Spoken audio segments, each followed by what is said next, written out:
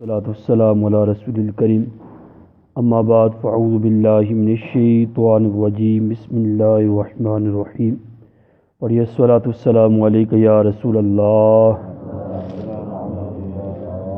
وعلی آلک واصحابک یا حبیب اللہ الصلاۃ والسلام علیک یا نبی اللہ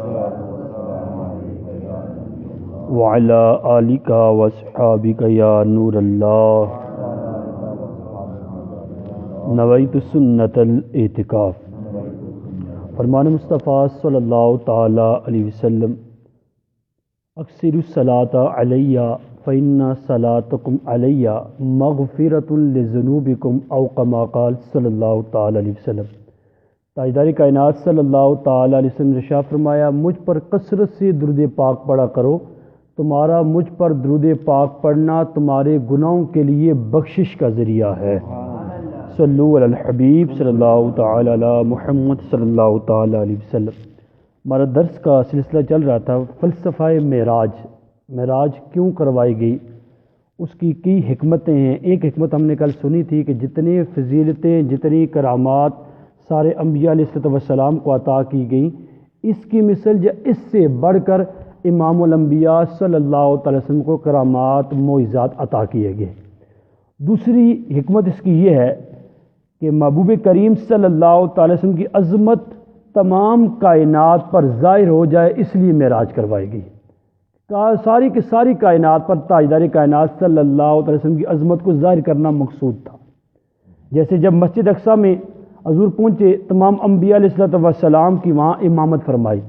آپ فرماتے ہیں جب میں مسجد اقصیٰ پہنچا، حضرت انس راوی اس حدیث پاک کے سنن نسائی کی حدیث پاک ہے، نبی کریم صلی اللہ علیہ وسلم شاہ فرماتے ہیں جب مسجد اقصیٰ پہنچا، ثم دخلت بیت المقدس فجمع علی الانبیاء فقدمنی جبرائیل حتی اممتہم۔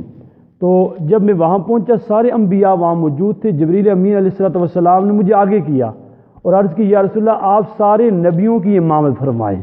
تو میں نے وہاں امامت کی، سارے انبیاء نے میرے پیچھے نماز پڑھی، تو انبیاء پر آپ کی عظمت کو کیا کیا گیا، ظاہر کیا گیا۔ اسی طرح فرماتے جب وہاں سے میں آسمانوں کی طرف گیا، آسمانوں پر پہنچا تو فرشتوں کی امامت کروائی، تاکہ فرشتوں پر بھی آپ کی فضیلت ظاہر ہو جائے، اس لیے آپ کو فرشتوں کا بھی امام بنایا گیا۔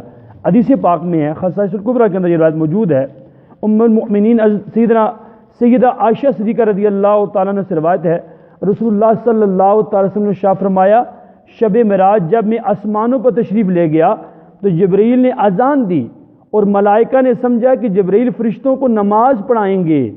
پھر جبرائیل نے مجھے آگے کیا تو میں نے ملائکہ کی بھی امامت فرمائی، تو فرشتوں پر بھی آپ کی اس فضیلت کو کیا کیا گیا، ظاہر کیا گیا۔ اللہ تبارک و تعالیٰ نے آپ نے شان عطا فرمائی، اس کا اظہار انبیاء پر بھی کیا گیا اور کائنات کی ہر شے پر اس کا اظہار کیا گیا۔ غرض کہ جدھر جدھر سے حضور کا گزر ہوا، حضور علیہ السلام کی افضلیت کو ان پر ظاہر فرمایا گیا۔ اگلی تیسری حکمت یہ ہے، اللہ تبارک و تعالیٰ نے قرآن کریم میں ارشاد فرمایا، پارہ نمبر 10 سورہ توبہ آیت نمبر 111 میں ارشاد فرمایا، ان اللہ اشتری من المؤمنین انفسہم واموالہم بان لہم الجنہ۔ بے شک اللہ نے مسلمانوں سے ان کی جانیں اور ان کے اموال اس قیمت پر خرید لیے کہ ان کے لیے جنت ہے۔ اب یہاں پر دیکھیں خرید و فروخت میں چند چیزیں ہوتی ہیں۔ خرید و فروخت میں ایک یہ ہوتا ہے کہ کس چیز کو خریدا جا رہا ہے، مومنین کی جانوں کو اور ان کے اموال کو، اور خریدنے والی ذات کون ہے، اللہ تعالیٰ کی ذات ہے، اور خریدا کس کو جا رہا ہے، مومنین کی جانوں اور اموال کو، اور اس کی قیمت کیا لگائی گئی ہے، فرمایا اس کے بدلے رب انہیں جنت عطا فرمائے گا۔ اب اس دونوں سودوں کا، اس سودے کا کہ مومنین اپنی جان اور مال اللہ کے ہاں بیچ رہے ہیں اور اللہ خرید رہا ہے، اللہ قیمت کیا عطا فرما رہا ہے، وہ جنت دے رہا ہے، تو اس کا جو تفصل اور ذریعہ بنا ہے وہ تاجدار کائنات صلی اللہ علیہ وسلم کی ذات مبارکہ ہے، آپ کے ذریعے یہ سودا ہوا ہے۔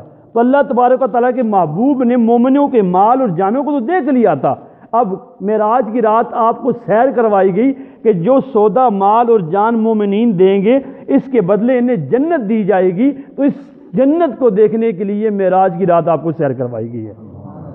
اسی طرح ایک فضیلت آپ کو یہ دی گئی، وہ یہ ہے کہ اس کی حکمت معراج کی یہ ہے، اللہ تعالیٰ نے ارشاد فرمایا انی جاعل فی الارض خلیفہ، اے فرشتوں میں زمین میں اپنا خلیفہ بنانے لگا ہوں۔ جب رب نے یہ ارشاد فرمایا تو فرشتے بولے قالوا اتجعل فیہا من یفسد فیہا ویسفک الدماء، بولے کہ ایسے کو نائب کرے گا جو اس میں فساد پھیلائے اور خون ریزیاں کرے، یعنی انسانوں کو آپ اپنا نائب بناؤ گے یا اللہ، تو پھر یہ تو دنیا میں کیا کریں گے، زمین میں فساد پھیلائیں گے، خون ریزیاں کریں گے۔ تو اللہ تبارک و تعالیٰ نے ارشاد فرمایا انی اعلم ما لا تعلمون، جو میں جانتا ہوں تم نہیں جانتے۔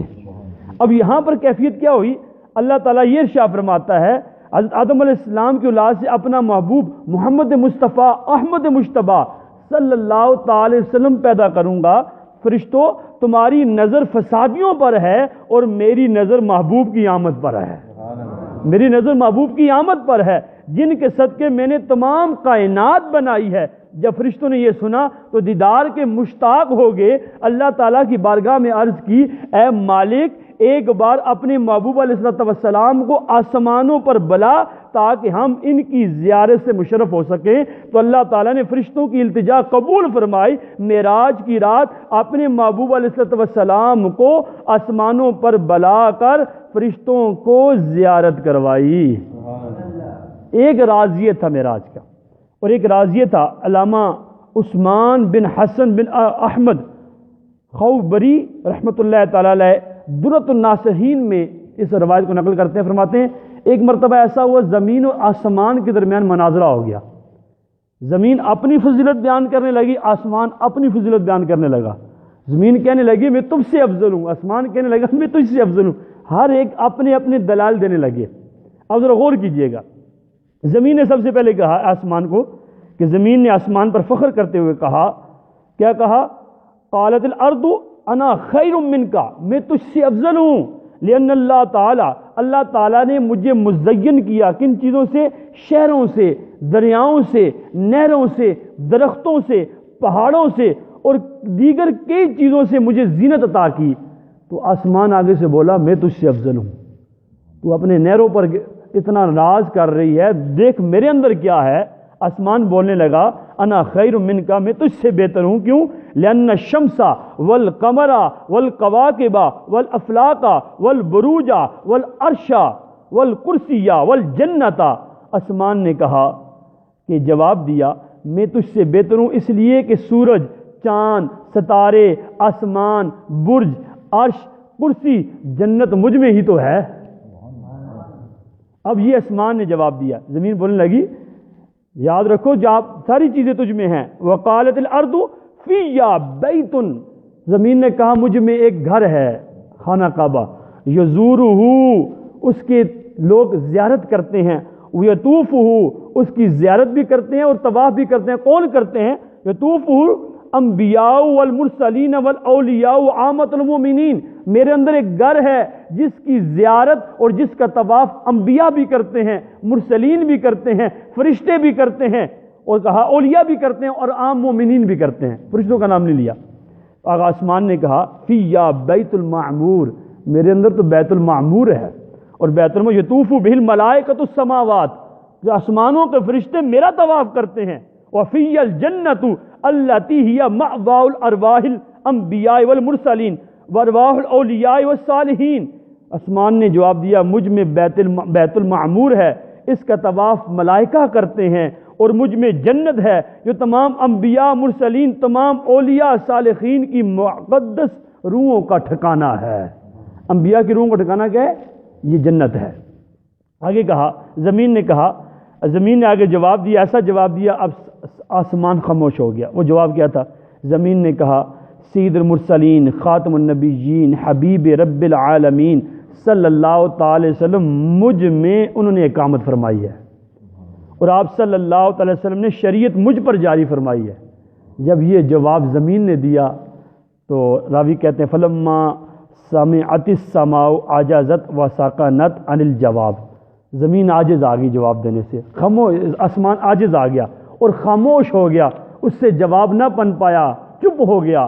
جب وہ چپ ہوا پھر اللہ کی بارگاہ میں آسمان نے التجا کی اور رب کی بارگاہ میں التجا کی. وہ کیا التجا تھی؟ اس نے کہا یا الہی انتا تجیبو، اے اللہ تو مضطرر کی دعا قبول فرماتا ہے. اذا دعاکا، جب وہ تجھے پکارے. یا اللہ میں تجھ سے سوال کرتا ہوں محمد مصطفیٰ صلی اللہ تعالی وسلم کو میری طرف بلا کر، میری طرف بلا کہ میں ان سے شرف حاصل کروں جس طرح تو نے زمین کو ان کے جمال سے شرف بخشا ہے. اپنے محبوب کو میری طرف بلا تاکہ میں بھی ان سے شرف حاصل کر سکوں.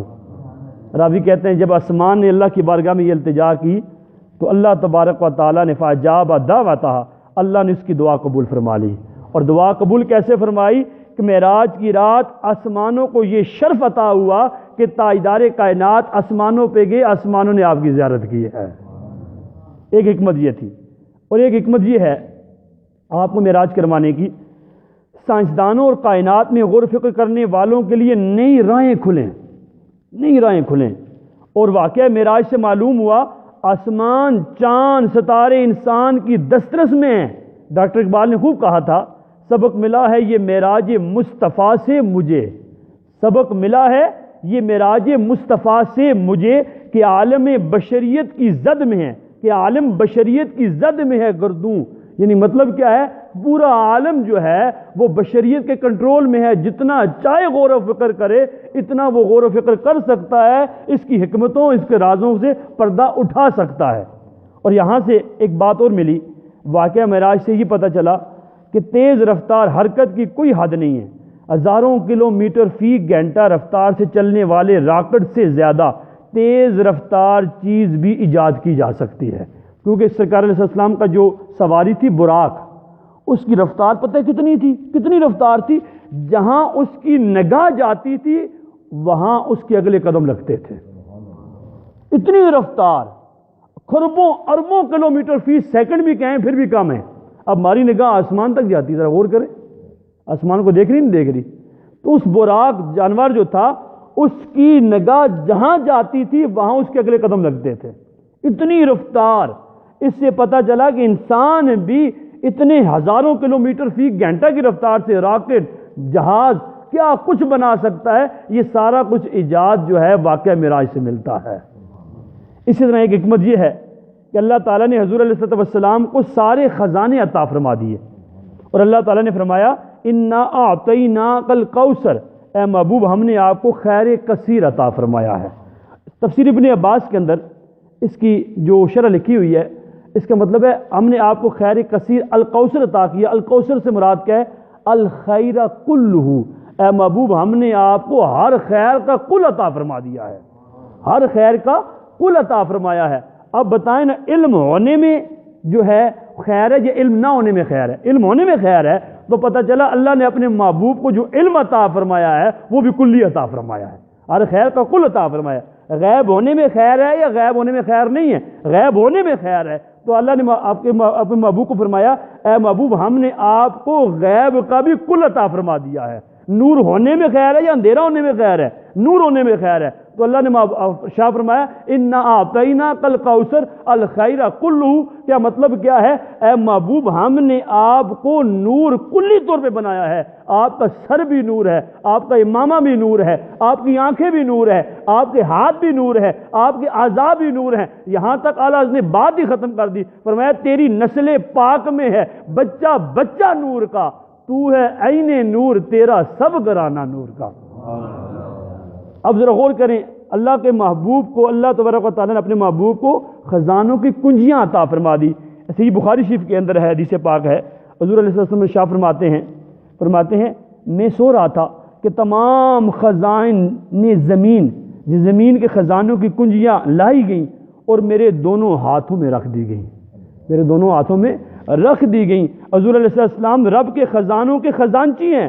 حضور صلی اللہ علیہ وسلم شاہ فرمایا انما انا خازن، میں اللہ تعالیٰ کے خزانوں کا خزانچی ہوں. تو ہر جگہ آپ کا سکہ چلتا ہے، آپ صلی اللہ علیہ وسلم کا نام اقدس جنت بلکہ عرش پر لکھا ہوا ہے. اور یہاں تک کہ آدم علیہ السلام سے آپ سے جب لغزش ہوئی، گناہ نہیں کہیں گے، انبیاء گناہوں سے کیا ہیں؟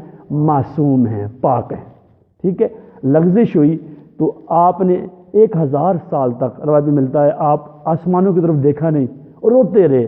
ایک بار اللہ کی بارگاہ میں عرض کی یا اللہ میں تجھے تیرے محبوب علیہ الصلوۃ والسلام کا وسیلہ پیش کرتا ہوں، میرے لغزش کو معاف فرما۔